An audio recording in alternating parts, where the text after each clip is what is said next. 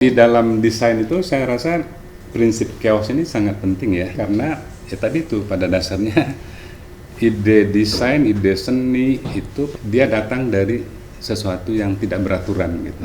Sekali sekilas lihat, wah chaos nih. Padahal enggak gitu ya. Padahal proses untuk mencari kekreativitas tadi ya Pak. Iya.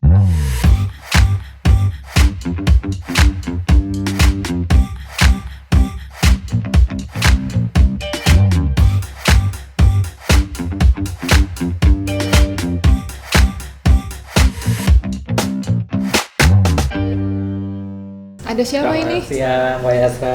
Siang. Apa kabar? Halo. Baby, apa kabar? Oh Maira Bapak. Maaf. Ini ada apa ini kesini? Tadi saya Maira kan lagi di hall gitu. Terus saya main HP, terus tiba-tiba aja Maira ngomel gitu. Kenapa? Jadwalnya bentrok Jadwalnya ya? bentrok semua tuh. Wah, minggu-minggu ini chaos gitu. Iya, chaos banget. Pas banget. Terus saya mencoba menenangkan Maira, ini Pak, memang agak-agak so pintar dikit ya tadi. Sebagai kakak tingkat ya. Ya. Terus saya bilang chaos itu sebenarnya bakal menjadi sebuah keteraturan. Dia nggak percaya Pak. Masa gitu. iya sih Pak? Kan chaos Pak, nggak teratur. Chaos, ya. Chaos itu nggak teratur ya. Dari artinya sendiri tidak teratur. Teratur, Oke. Pak. Di kamus ada ya. Iya. Tidak teratur. Betul. Emang iya Pak, chaos itu tidak teratur. Jadi Mahira mengatakan chaos itu tidak akan pernah menjadi teratur ya. Gitu. Nature-nya tidak teratur gitu ya. Ya kan udah chaos. Oh, kalau udah chaos gitu Pak. Jadi nggak akan bisa teratur katanya gitu. Nah, Maira sendiri kalau kepikiran kata chaos, kebayangnya apa? Ya kayak yang baru-baru ini kejadian sih, kayak demonya apa segala macam, ya hampir satu dunia demo kayaknya. Hampir seluruh dunia ya. Ada chaos. Mungkin biar lebih jelas, saya mau ngeliatin ini video chaos yang Ngeliatin chaos, di wah mana. ngeri nih ya. Nepal is burning. Young protesters in Kathmandu have set fire to the parliament building, the Supreme Court, as well as the residence of the former prime minister. They were initially triggered by a ban on social media, but after the government lifted the ban on Monday, protests intensified. There is a wider set of grievances, including government corruption, a lack of economic opportunities, as well as the lethal use of force against the protesters. And anger has extended online to videos like this. What are you having for dinner? Oh, this is pork barrel. Criticizing so-called Nepo kids, the entitled children of government officials. These protests are being led by young people, largely between the ages of 13 and 28. That's why they're being called Nepal's Gen Z protests. On Tuesday, Nepal's president urged protesters to talk and cooperate for a peaceful resolution. Gimana itu Pak tanggapan Bapak? Ini Tria sama Mahira ikut ini ya. Enggak Pak, jauh Pak. Jauh Pak, di mana ini? Biasanya Gen Z. Gen Z kan? Gen Z ya. Gen Z Pak, Gen bener. Z, Cuma bener kan ya? di belahan dunia lain ini Iya. Pak. Di belahan dunia yang Saya ke lain. Cimahi aja capek Pak. Lagi ke Nepal. Oh, ini ada di Nepal ceritanya. Ya, ini memang kan sering diberitakan juga ini sebagai chaos ya. Apa yang terjadi di Nepal. Kemudian sebelumnya kan juga terjadi juga di Jakarta ya. Oh iya. Kemudian setelah di Nepal itu Perancis, di Filipina, di banyak lagi negara yang lain. Dan hampir semua itu kan menjelaskan situasi chaos itu. Nah, dari situ kan kita melihat ini kan peristiwa ini tuh sebagai peristiwa chaos itu dalam pengertian terjadi ketidakberaturan ya. Yang dimaksud dengan tidak beraturan itu kalau kita bicara negara, ini kan negara ini Nepal itu ya. Nah kita kan bicara aturan. Jadi apa guna aturan? Untuk menjaga keberaturan kan. Betul. Nah, lalu lintas teratur, jual beli teratur, sekolah apapun lah diatur, makanya teratur kan. Pokoknya semua yang mengikuti aturan, saya rasa pastilah dia akan teratur, akan beraturan gitu. Sebuah masyarakat, katakan begitu. Nah, apa yang terjadi dengan di Nepal ini, atau di Jakarta, atau di Manila dan sebagainya itu, Belahan dunia. aturan kan tidak berjalan. Ya. Semua aturan itu nggak dilanggar ya. Semua aturan dilanggar, aturan lalu lintas, aturan terkait dengan Ketertiban ya, Pak. tertiban umum, keteraturan sebuah kota, aturan apapun lah, apalagi aturan etika di situ ya, aturan tentang menghargai orang, ya kan, pejabat misalnya, itu kan semua aturan kan tidak bekerja, makanya disebut dengan chaos gitu. Jadi chaos itu artinya ketidakberaturan. Ketidakberaturan itu artinya semua aturan dilanggar gitu ya. Tetapi kemudian kalau kita membicarakan chaos ya secara lebih lebih generatif lah begitu, lebih umum ya. Chaos itu sebetulnya kan sebuah konsep yang menjelaskan banyak hal gitu. Jadi sebagai sebuah konsep dia sebetulnya ya katakanlah sebuah teori lah, katakan begitu ya. Sebagai sebuah teori, chaos itu menjelaskan tentang segala keadaan yang tidak beraturan gitu. Segala ketidakberaturan. Mau dia masyarakat, mau dia negara, mau dia apapun lah begitu ya. Tetapi yang harus diingat bahwa teori chaos itu tidak hanya tentang ketidakberaturan, tidak hanya tentang kekacauan, tidak hanya tentang teori chaos itu juga dijelaskan sebagai teori tentang disorder ya. Disorder itu artinya ketidakberaturan, tidak berjalannya aturan. Tapi juga bisa dijelaskan juga sebagai teori tentang irregularitas gitu. Sesuatu yang tidak reguler. Tidak berjalan secara reguler gitu kan. Makanya disebut juga yang tidak berjalan irregular itu ya tidak ikut aturan gitu kan ya. Nah, tetapi kemudian teori chaos itu pada kenyataannya tadinya kita menganggap ya teori chaos tentang kekacauan, tentang ketidakberaturan, tentang irregularitas. Ternyata tidak. Teori chaos itu menjelaskan juga kalau dalam waktu lama kita melihat satu peristiwa ya, kita amati satu peristiwa, mau di Nepal ini, mau di Jakarta, kita amati selama sebulan, setahun, 10 tahun, selama 10 tahun tuh ternyata juga ada keberaturan juga di situ gitu. Jadi makanya dijelaskan bahwa teori chaos itu teori tentang keberaturan justru, bukan tentang ketidakberaturan. Teori chaos itu teori tentang keberaturan. Intinya itu adalah keberaturan yang dalam jangka rentang waktu yang panjang itu memang dibangun oleh ketidakberaturan. Jadi memang kalau kita lihat masyarakat ya yang menonjol tentang chaos itu yang paling menonjol itu adalah tentang bahwa itu adalah kekacauan. Bahkan lebih dekat dengan anarkis gitu ya. Ya, apa yang terjadi di Nepal itu kan anarkis. Mengapa anarkis?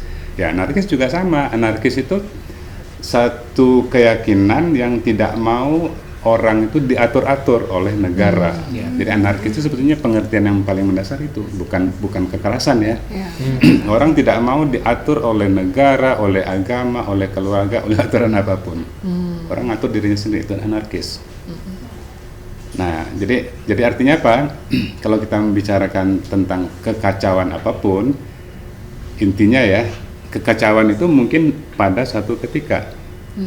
Tapi ketika kita amati dalam jangka waktu yang lebih lama, ternyata ada juga ini keberaturan gitu kan.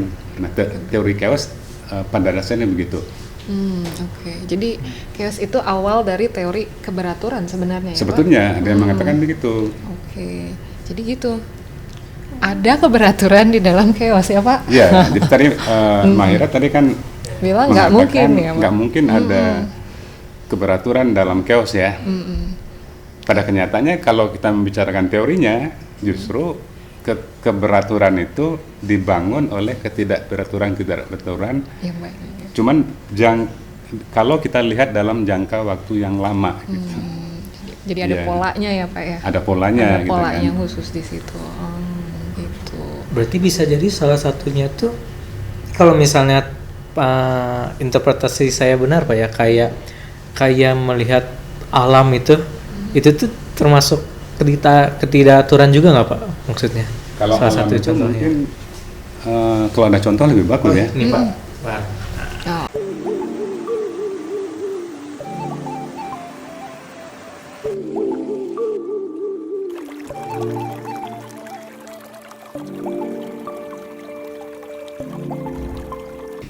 Kita fokus melihat tadi aliran air sungai ya.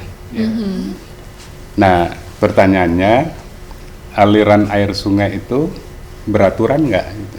Beraturan itu dalam pengertian yang tadi yang kedua ya. Reguler nggak ya? Reguler itu artinya setiap gelombang itu sama bentuknya, ukurannya. Tidak. Setiap riak dari sungai itu sama nggak ininya bentuknya, Tidak, besarnya? Enggak kan ya? Enggak, pasti. Nyaris kalau kita perhatikan, kita duduk di sungai itu dalam waktu misalnya 2 menit lah gitu atau 1 jam gitu ya, nggak pernah kita menemukan bentuk percikan air itu yang persis sama gitu ya. Selalu beda-beda gitu kan.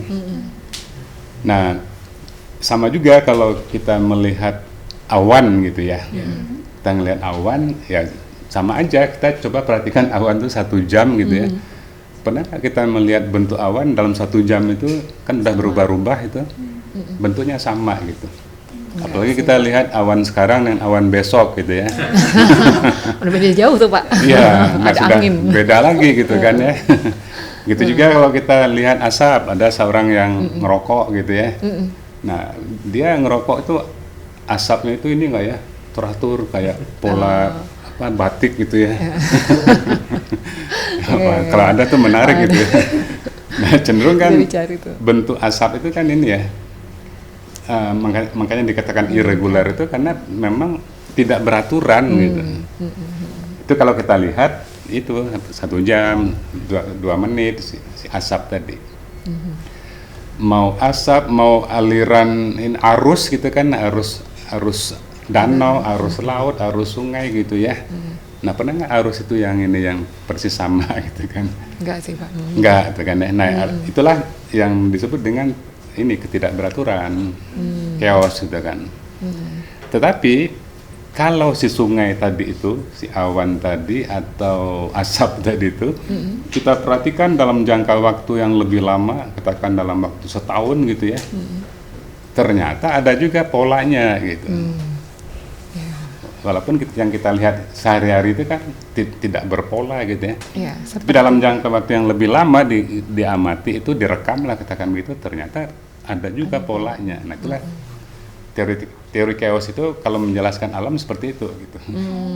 Oke, chaos. Bisa dihubungkan dengan harmoni nggak Pak? Kalau ngomongin alam nih Pak, bicara tentang alam gitu. Iya. Jadi dari chaos ternyata sebenarnya membentuk keberaturan yang harmonis begitu. Atau harmoni itu memang chaos juga? Ya, kalau harmoni itu kan persepsi kita ya tentang sesuatu ya. Kita melihat sesuatu itu harmoni gitu kan.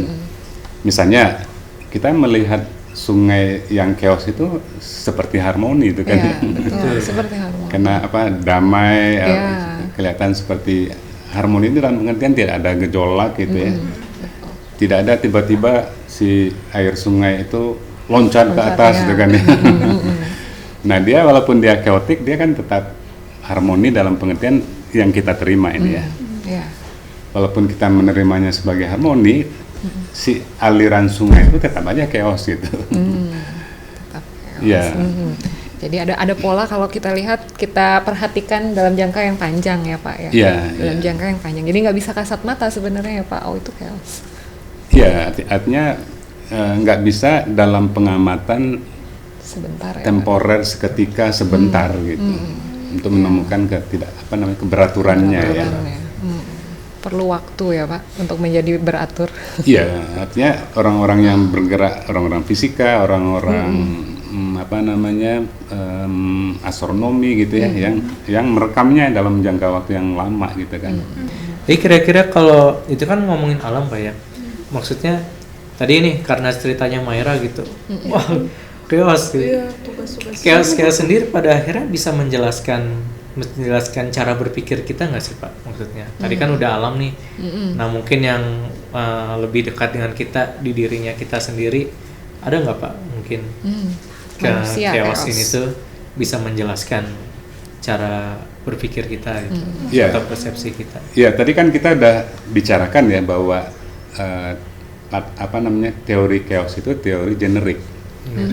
Teori generik itu artinya apa? Dia menjelaskan apapun selama sesuatu itu memiliki ciri ketidakberaturan dan keberaturan gitu. Nah, ketidakberaturan tadi kita lihat di alam ya, ada di sungai, di awan, di asap, Ya. di aliran sungai. angin gitu ya, banyak sekali itu. Terus kemudian kita lihat juga tadi ketidakberaturan di masyarakat, di sebuah kota misalnya, di sebuah negara misalnya. Nah, apakah ketidakberaturan itu juga ada di bahasa gitu ya? Ya ada kan ya. Apakah ketidakberaturan itu ada di pikiran kita? Ya artinya apa? Kalau pikiran kita itu ini berjalan secara tidak beraturan ya, maka ada chaos di dalam pikiran kita itu. Ya artinya pikiran pun pada dasarnya juga Chaos, Pak, ya. iya, kalau berdasarkan pemikiran orang-orang yang mikirin gitu ya. Iya. Ini kadang-kadang orang kan pemikir itu kan mikirin, juga suka mikirin yang bagi kita nggak kepikiran gitu ya. Iya. Ini nggak perlu dipikirin Iya. ya, Pak. Kalau pemikir itu memang mengatakan begitu. Pikiran kita itu pada dasarnya chaos gitu. Pikiran kita itu pada dasarnya tidak beraturan. Coba aja Mahira duduk sendiri di mana gitu ya, di taman gitu ya. Kira-kira beraturan nggak pikiran itu? Enggak, Pak. Enggak, random. Random banget. Random, apapun Yang lupa. nanti muncul tuh kan ya.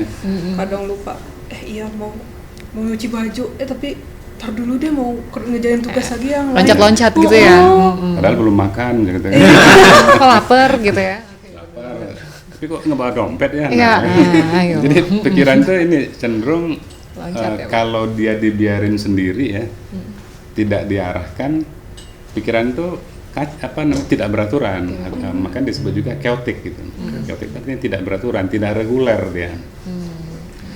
Pikiran tuh menjadi beraturan kalau dia diarahkan. Misalnya Mahira atau Tria ikut kuliah, Ya. ya kan? Nah, kuliah itu sistematis, terstruktur. Maka otak kita, pikiran kita tuh juga teratur, terstruktur seperti kuliah itu. Kecuali kalau kuliahnya juga chaotic gitu ya. Nah. Ya, pikiran kita ikut chaotic juga. Gitu. Nah, iya betul, Pak. Nah, jadi pada dasarnya pikiran itu pada dasarnya dia chaotic, tidak beraturan. Tapi untungnya kita tuh diberi anugerah gitu ya, bahwa pikiran kita yang chaotic itu bisa diberaturkan gitu, bisa dibuat teratur. Makanya orang mengatakan berpikir sistematis ya. Berpikir sistematis tuh ya nggak boleh chaotic gitu. Nah, kalau sistematis kan harus ini Sesuai dengan urutan ya, Pak. dengan urutannya, dengan tahapan-tahapannya gitu kan. Nah seperti misalnya ini ya, AI gitu kan, AI itu udah pasti dia sistematis, tidak chaotic dia. Orang dia cara kerjanya itu kan harus ada input dulu, kemudian dia proses. Pakai algoritma, kemudian nanti ada outputnya gitu kan, ada feedback lagi. Sangat beraturan gitu. Nah, itu berarti di pikiran manusia juga chaotic, tapi katanya Pak, memang pikiran manusia itu mencari keteraturan pada akhirnya. Ya, keteraturan itu yang membuat keteraturan itu apa? Yang pertama membuat pikiran menjadi teratur itu adalah sains, ilmu pengetahuan. Jadi ilmu pengetahuan yang membuat pikiran menjadi teratur kan.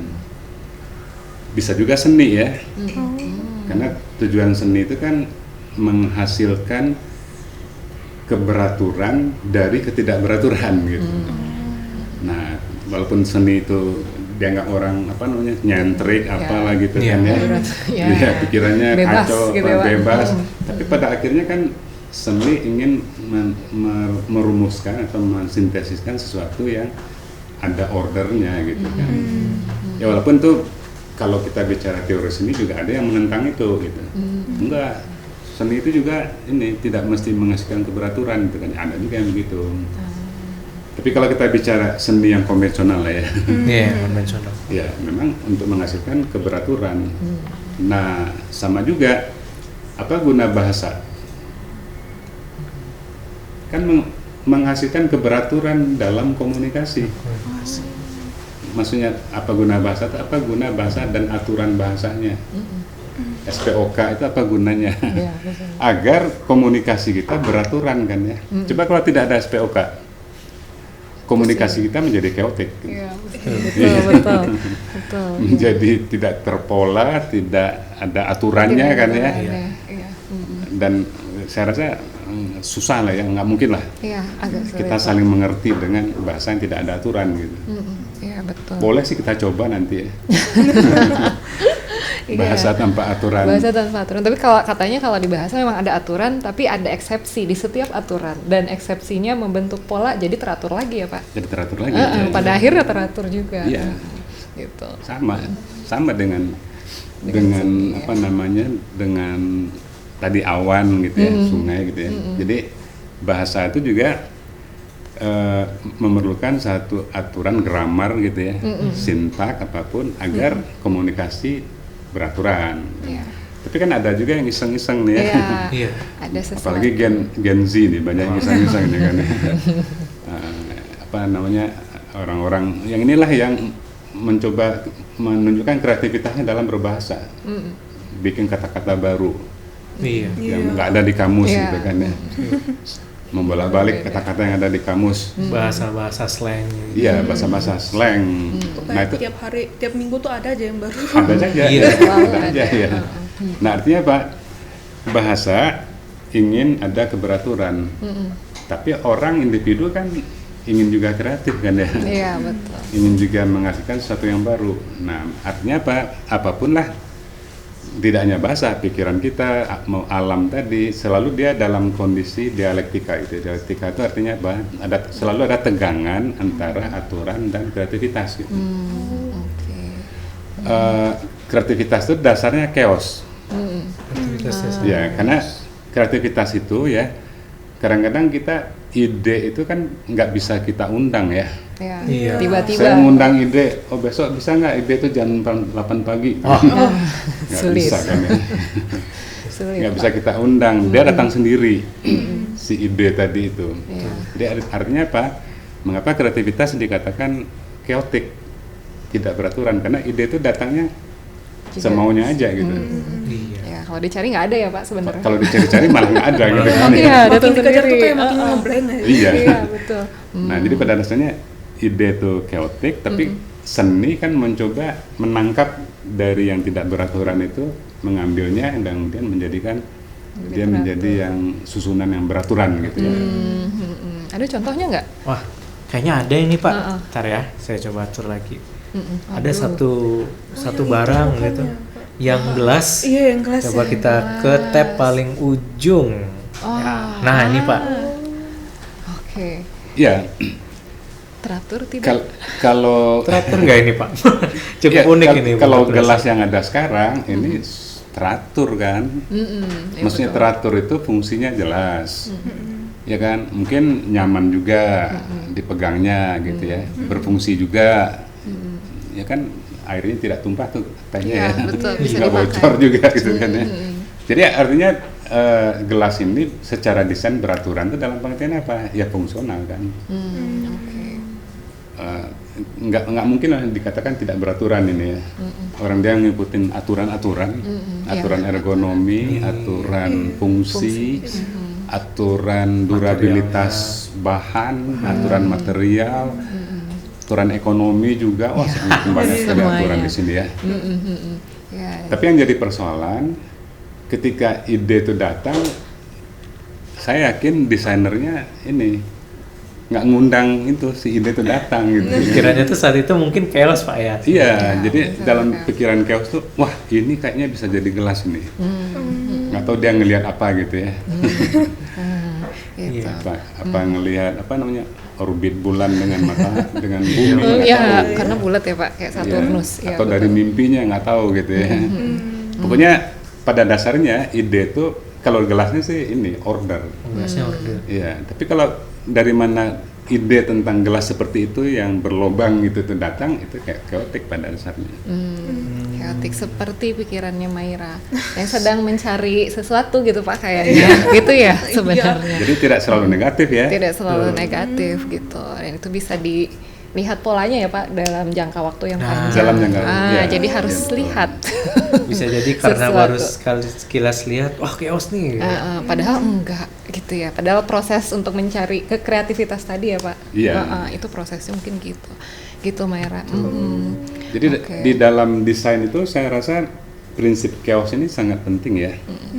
Sangat penting karena ya tadi itu pada dasarnya ide desain, ide seni itu pada dasarnya dia datang dari sesuatu yang tidak beraturan gitu. Yang tadi udah dijelaskan ya. Betul. Benar tidak beraturan. Apa namanya? Yang tadi sudah saya katakan itu dia tidak ada waktunya gitu ya. Kalau sesuatu reguler, misalnya gini ya, kita akan senang sekali kalau ide itu reguler gitu. Munculnya ada Dia jadwal. muncul setiap jam 8 pagi. Wah, Ya kan? Ya. Selalu, wah setiap jam 8 pagi pasti ada ide itu kan. Wah. Nah, itu kan bagus juga ya, menarik juga ya. Tapi kan nggak begitu. Enggak ya. nggak bakal ada begadang lagi tuh Pak. Iya. Kerjain tugas. Kalau bisa diteratur begitu mah Iya. Iya. enak banget. Iya. Kadang Jadi pas nggak sudah perlu mau khawatir. tidur baru, wah iya ya ide. Jadi nggak perlu khawatir sebenarnya ya Pak ya. Iya. Ya, proses menuju ke sana gitu, Maira. Dia proses dan makanya bisa dikatakan ya chaos itu memang ada sisi buruknya ya. Iya. Kayak di Nepal tadi itu. Tapi dia ada juga sisi positifnya. Karena dari situlah dia sumber dari segala ide itu dari ini dari otak kita yang chaos itu gitu. Oke. Nah, kayaknya kalau gitu supaya tidak Menarik chaos. Chaos banget. Chaos banget gitu, chaos banget. Nggak apa-apa chaos banget, tapi berarti positif ya Pak sebenarnya chaos. Nah, jadi Maira nggak apa-apa. Ya. Gitu ya. Jadi apa yang dibilang sama Tria sebenarnya betul. Kakak Tria ya, kakak Tria. Kalau bicara chaos ada di buku Bapak yang ini ya, Pak? Di mana Pak? Misalnya mau Buku baca yang- lebih Ya, Yang dilipat. ada beberapa bagian dari dunia yang dilipat ya. Itu ada nanti bisa dilihat lah di dalam itu ada beberapa bagian yang bicara mengenai chaos. Sama dunia yang berlari ini. Oke. Dunia yang berlari ini gambarnya juga kan ada sedikit chaotic ini ya. Oh iya betul, representasi ya Pak dari isinya. Ini satu yang chaotic ini. Oke. Ya. Jadi ini nanti mungkin Maira punya nggak bukunya?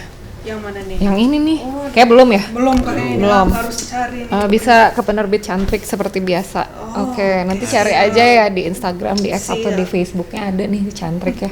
Nanti, oke, Maira. Kayaknya perlu baca dulu Pak. Nanti mungkin setelah termenung dengan kekeosannya, bermeditasi terlebih gitu. dahulu ya. Mungkin nanti keluar dengan ide-ide cemerlang gitu ya Pak. Ya. dan bisa lebih berdamai dengan kekeosan. Iya, betul.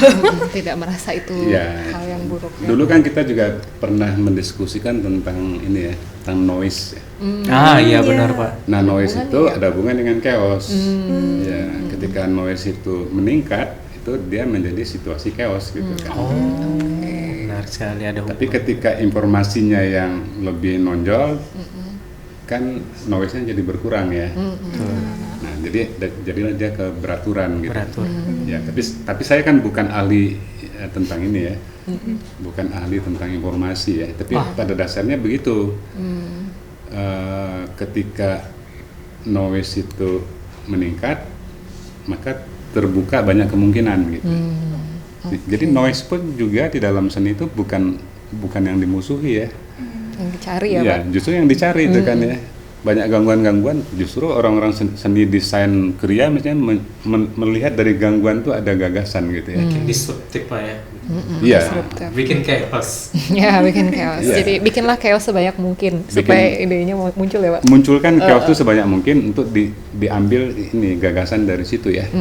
Oke. Tapi jangan dipakai di dalam demo gitu ya.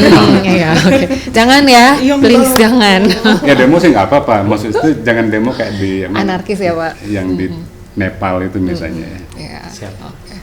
Jadi itu tuh kekacauan tidak hanya pikiran aja tuh, itu kekacauan sudah pada tingkat sosial. Ya, udah berlapis ya Pak. Udah berlapis-lapis. Udah berlapis-lapis. Jadi tidak terbendung jadilah begitu ya Pak. Oke, gitu. Gimana? Masih ada? Sangat tercerahkan, Pak. Tercerahkan betul. Oke, kalau gitu. Chaosnya Syukurlah. udah mulai agak teratur ya. Iya. Oke. Jadi besok lanjut lagi chaosnya. Oke. Oh iya, jangan berhenti ya, pernah hilang chaos itu. Oke, kalau begitu Makasih banyak, Pak. Makasih oke, banyak, Bapak. sama-sama. Sukses. Mudah-mudahan Ya. chaosnya tambah banyak ya. Moga-moga kehadiran kami nggak bikin chaos ya. Oh iya, terima kasih banyak loh ya. Ya, Oke, tadi enggak khawatir Pak? tadi ya. Iya, khawatir gitu ya. Oke. Ya, Bapak, terima kasih Makasih. banyak. Ya, Kami oke. pamit dulu. Sama Mangga silakan. Pamit dulu. Merah.